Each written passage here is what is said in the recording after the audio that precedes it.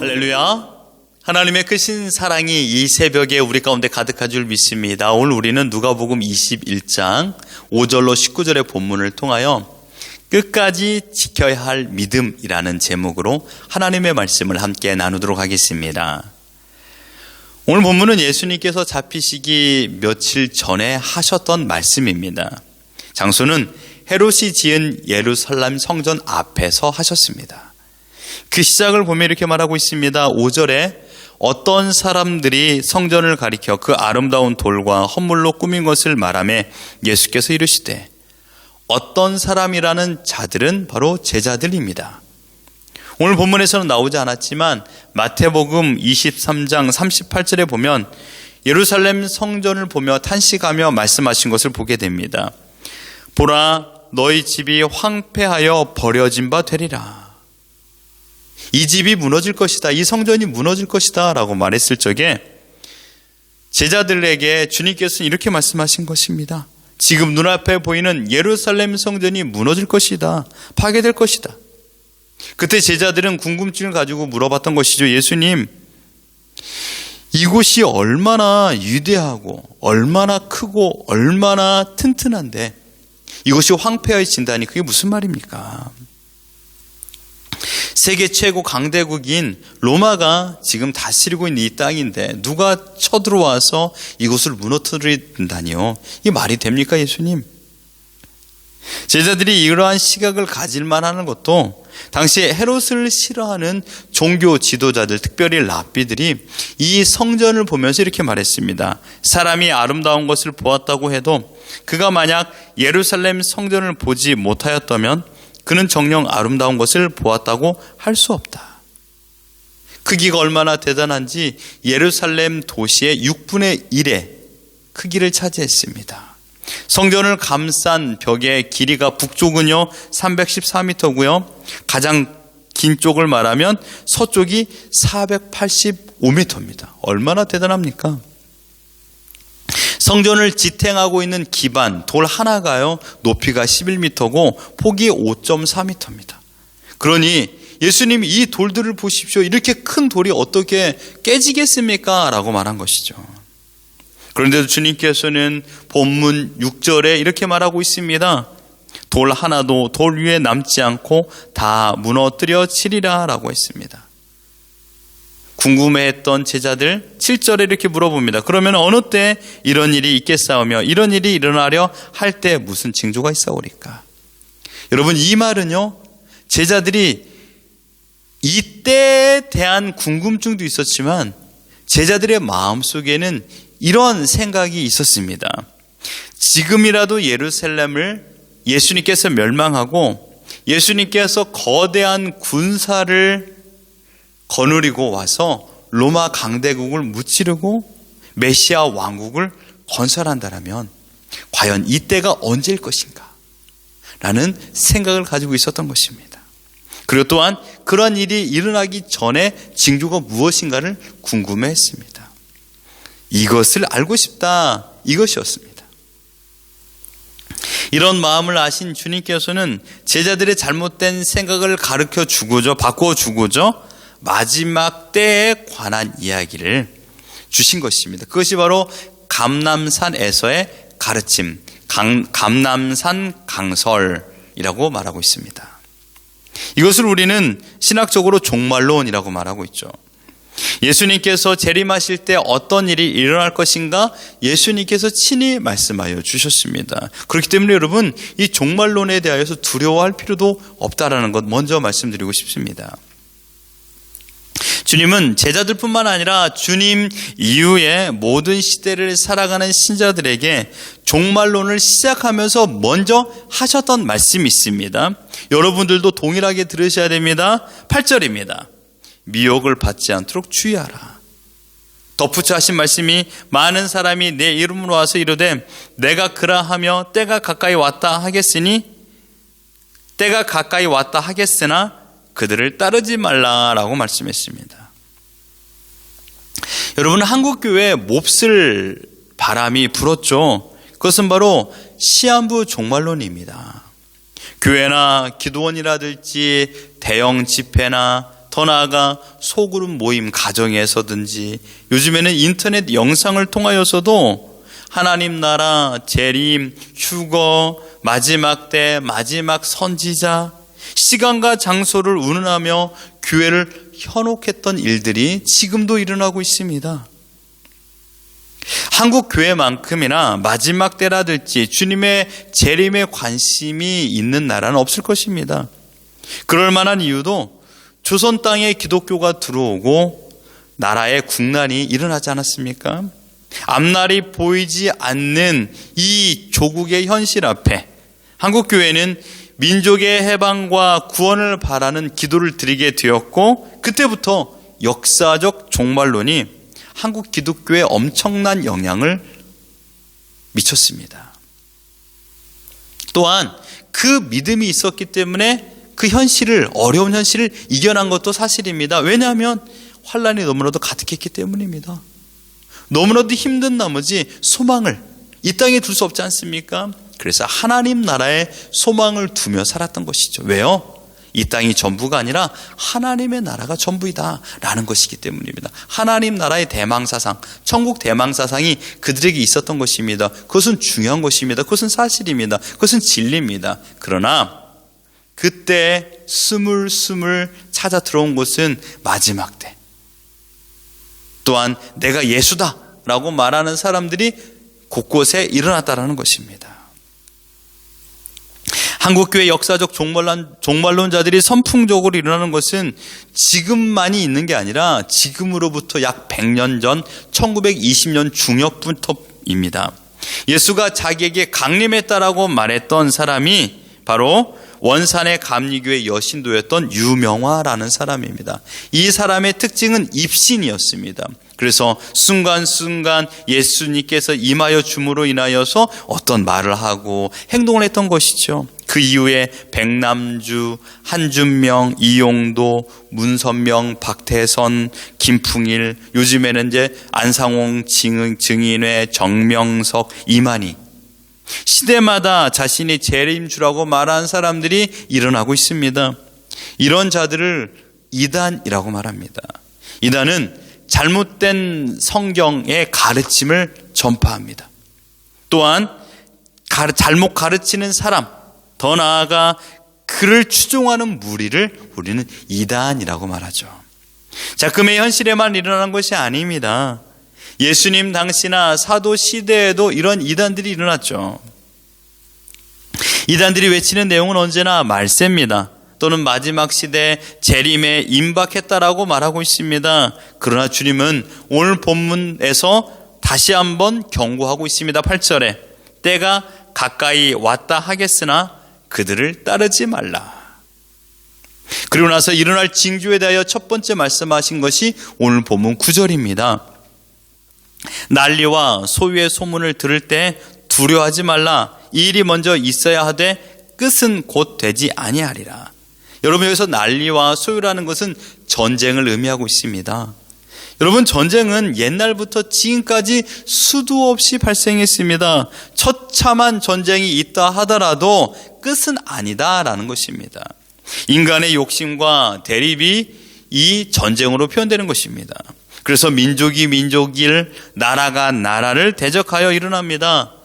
주님 오시는 그날까지 우리는 개인이든 회사든 어떤 단체든 그 단체에는 민족과 나라도 포함되죠. 인간들이 살고 있는 모든 곳에는 서로 경쟁하며 싸우는 것입니다. 크고 작은 전쟁이 일어나는 것이죠. 우리 가정에서도요. 그리고 11절에 보면요, 큰 지진과 기근과 전염병이 있겠고 또 무서운 일과 하늘로부터 큰 징조들이 있으리라 라고 했습니다. 지금이야 인터넷이 발달되어서 어제 일어난 일을 우리는 알 수 있습니다. 지금 일어났던 1시간 전만 해도 1시간 전에 일어났던 한국의 일 또는 미국의 일을 우리가 알 수 있습니다. 50년 전만 해도 우리나라 지금의 시드니의 이웃섬인 뉴질랜드의 일을 알지 못하죠. 한국에서, 중국에서, 일본에서, 미국에서 일어나는 일들을 어찌 바로 알 수 있겠습니까? 세계 곳곳에 기록되지 않은 지진과 또한 어려운 일들이 얼마나 많이 일어났겠습니까? 여러분, 지금 이 시드니 땅에, 특별히 이 윈저 지역에 100년 만에 처음 찾아온 홍수, 물난리가 일어나지 않았습니까? 작년에는요, 여러분, 산불로 인하여 정말 아무것도 할 수 없는, 인간이 이 자연 앞에 살 수 있는 것이 아무것도 없다는 것을 보여주는 일이 또 일어났습니다. 곳곳에 때마다 이런 자연재해는 일어나고 있다는 것을 말하고 있습니다. 이것은 결코 오늘만 일어난 것이 아니라 수천 년 전에도 일어났던 일입니다. 이 모든 것이 다 재난의 시작 혹은 재난의 초입 단계라고 말하고 있는 것입니다. 그 다음에 주님께서 말한 것은요, 특별한 사람, 대상을 두고 말한 것입니다. 앞에서 말한 두 가지는요, 모든 인간에게 말한 것이고, 이 세 번째는 바로 신자들에게만 찾아오는 재앙입니다. 이것을 우리는 핍박이라고 말하죠. 12절에 보면 이 모든 일 전에 내 이름으로 말미암아 너에게 손을 대어 박해하며 회당과 옥에 넘겨주며 임금들과 집권자들 앞에 끌어가려니와. 사실 기독교 박해는 지금보다 초대 기독교, 중세 기독교에 더 가득히 나타났습니다. 우리가 잘 알다시피 로마 제국의 핍박을 피해 공동묘지 지하에 은신처를 두고 살아갔던 곳, 그것을 우리는 카타콤이라고 알고 있습니다. 여러분, 네로 황제로부터 콘스탄티누스 대제까지 10명의 이 왕들이 지나면서 250년 동안 기독교를 박해했습니다. 그들이 숨을 곳은 이런 일반 가정집이 아니었습니다. 그래서 그들은 공동묘지로 찾아 숨어 들어갔습니다. 250년 동안요. 여러분, 그 카타콤의 거리를 다 합산하면 500km라고 합니다. 얼마나 대단합니까? 이곳에 은신하며 살았던 이유는 단 한 가지입니다. 환난과 핍박을 피하여서. 그 환난과 핍박의 이유는 단 한 가지, 로마 황제 숭배 사상. 우리는 오직 예수 그리스도만이 우리의 구원자다, 우리가 모실 뿐이다라는 것을 지키기 위하여서 그들은 그 깊고 어두운 공동묘지 지하에 찾아 들어갔던 것입니다. 이들 가운데 가족을 떠나 홀로 찾아온 자들도 있었습니다. 왜냐하면 환난과 핍박이 너무 극심한 나머지 가족 중에 예수를 믿는 사람이 한 사람이라도 발생하면 온 가족을 다 몰살하는 그런 일들이 일어났기 때문입니다. 그래서 가족 중에 사람이 배반하고, 친구가 배반하고 예수 믿는 사람을 당국에 고발했던 것입니다. 16절 보십시오. 심지어 부모와 형제와 친척과 벗이 너를 넘겨주어 너희 중에 몇을 죽이게 하고, 17절에 미움을 받을 것이다 라고 말했습니다. 예수 그리스도를 믿는다는 그 이유 때문에 죽임을 당해야 됩니다. 핍박을 받아야 됩니다. 미움을 받아야 됩니다. 성도 여러분, 사단은 계속해서 우리를 협박하고 미혹할 것입니다. 어떻게 해서든지 예수님을 배교하고 예수님을 떠나 하나님을 거부하는 삶을 살도록 우리를 이끌어갈 것입니다. 그러기 위해서 자연적인 현상이나 이슈를 통하여 우리를 유혹하고 두렵게 만들 것입니다. 그러나 결코 두려워하지 말라라고 주님께서 18절에 말했습니다. 너희 머리털 하나도 상하지 아니하리라. 이 말씀은 예수님을 믿는 신자들을 완전히 보호한다는 의미를 가지고 있지만 육체를 보호한다는 말이 아니라, 아무리 육체에 힘든 고난이 있다 하더라도 우리들의 영혼, 신자의 영혼을 털끝 하나도 상하지 않도록 끝까지 보호하겠다는 말씀입니다. 택한 자들을 내가 천국에 이끌어가겠다라는 주님의 약속입니다. 그러므로 주님 오시는 그날까지 이 환난과 핍박과 자연과 어려움이 딸지라도 우리가 지켜야 될 것은 무엇일까요? 단 한 가지입니다. 인내할 수 있는 믿음. 이 믿음을 가지고 우리의 믿음을 지키는 것입니다. 인내하는 믿음을 가지고 믿음을 지키는 겁니다. 무슨 말입니까? 인내하는 믿음, 곧 하나님을 신뢰하는 겁니다. 하나님을 신뢰하는 것이 인내하는 믿음입니다. 그 인내하는 믿음을 가지고 나의 믿음을 지키는 겁니다. 어떻게 해요? 하나님이 나의 아버지시다. 예수 그리스도가 나를 위하여 십자가에 달려 죽으심으로 인하여 나의 모든 죄가 다 용서받았다. 지금도 성령 하나님께서 보혜사로 임하여 주심으로 말미암아 나의 모든 어려움과 힘듦을 들어주시고 해결하여 주시고 나를 보호하고 있다는 것을 내가 믿는 믿음입니다. 이 사실을 우리에게 말씀하시는 하나님을 믿는 것, 이 믿음을 가지고서 현실을 이겨나가라 라고 말하고 있습니다. 사실 우리는 오늘 본문에 이야기했던 세 가지의 이런 전쟁과 또한 자연재해와 환난과 핍박, 이런 일들이 아님에도 불구하고 오늘 우리가 살아가는 현실 가운데 하나님을 떠나 살아갈 때가 한두 번이 아닙니다. 환난과 핍박이나 자연재해나 전쟁이 아니더라도 우리에게는 믿음의 인내가 필요합니다. 오늘 우리가 살아가는 모든 시간들은 끊임없는 유혹의 연속입니다. 그래서 우리는 믿음의 인내가 필요하죠. 꼭 총이나 칼이 아니고 물질의 총, 명예의 칼, 욕망의 덫, 너무도 많은 유혹들이 우리 앞에 펼쳐져 있습니다. 사랑하는 성도 여러분, 우리가 해야 될 것은 무엇입니까? 충성, 변하지 않는 마음, 곧 주님을 향한 믿음. 이 믿음이 바뀌어서는 안 됩니다. 사단은 방학 없이, 휴가 없이, 끊임없이 우리를 공격하는데 우린 너무나도 자주 믿음의 휴가를 보낼 때가 많이 있습니다. 항상 깨어 근신해야 됩니다. 경각심을 가지고 있어야 됩니다. 믿음의 눈을 뜨고 여러분의 마음을 지켜야 되고 우리의 가정을 믿음으로 사수해야 됩니다. 여러분의 일터, 여러분의 직장, 여러분의 지금 거하고 있는 그곳, 사단은 계속해서 집요하리만큼 우리를 넘어뜨려 공격하고 있는데 우리는 안일하게 대처할 때가 많이 있습니다. 여러분, 우리는 결코 이런 일을 통하여 두려워할 필요는 없습니다. 주님께서 우리의 믿음이 흔들리지 않도록 굳게 붙잡고 있기 때문입니다. 그렇기 때문에 우리가 환경을 따라간다면 넘어집니다. 그러나 반대로 믿음을 따라가면 우리의 신앙과 우리의 생명을 지킬 줄 믿습니다. 주님을 의지하십시오. 나의 결단보다 주님의 은혜가 강력한 힘을 가지고 있습니다. 어떤 유혹과 핍박이 온다 할지라도 주님께서 나와 함께 하심을 믿으십시오. 천지를 지으시고 지금도 통치하신 하나님이 내 아버지라는 걸 믿으십시오. 날마다 우리에게 예수 그리스도가 어떤 분이고 하나님의 어떤 분이며 가르치시고 깨닫게 하시는 성령 하나님께서 역사하심을 믿으십시오. 여러분, 주님께서 우리를 사랑하고 있다는 것을 믿으십시오. 우리에게 힘을 주시는 분임을 믿으십시오. 여러분의 가정과 여러분의 형편과 여러분의 육신의 상황을 아시는 주님이십니다.